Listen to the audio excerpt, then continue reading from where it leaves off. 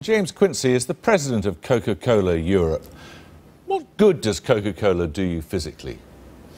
I think Coca-Cola, as the introduction said, does have some sugar in it. It is energy. Is it an absolute necessity? No, it's not. Millions of people enjoy it as part of their diet across the UK. Does have some sugar in it, you say? It does. Why don't you say specifically how much sugar there is in this can, for example? I think if you turn... on the side you see 30, you have a percentage on there, don't you? Yes, right here on the front, it quite clearly calls out the amount of sugar in this can of Coke. And what does it say?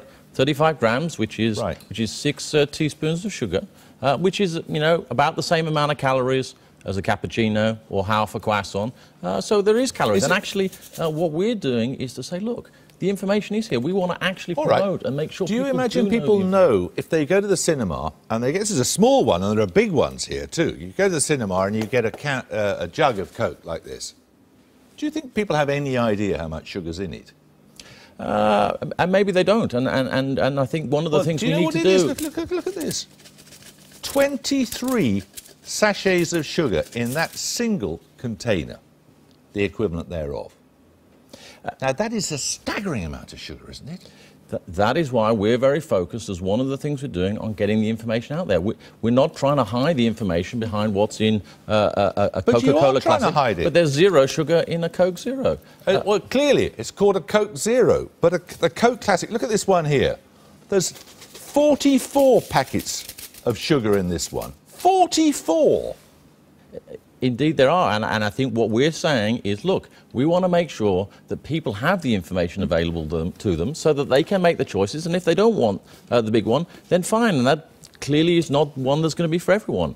We want to make sure the information is available. We want to make sure there's more availability of more choices, whether it's smaller packages, as you had in your intro. Yeah, but whether it's 23 in something this size or 44 in something this size, each of which is to be consumed in one single sitting at a cinema, this is staggering, isn't it? Look, I think we do need to recognise that things need to change, that the bigger cups need to come down. I don't think that we are talking that the world can't change and the world doesn't need to move on.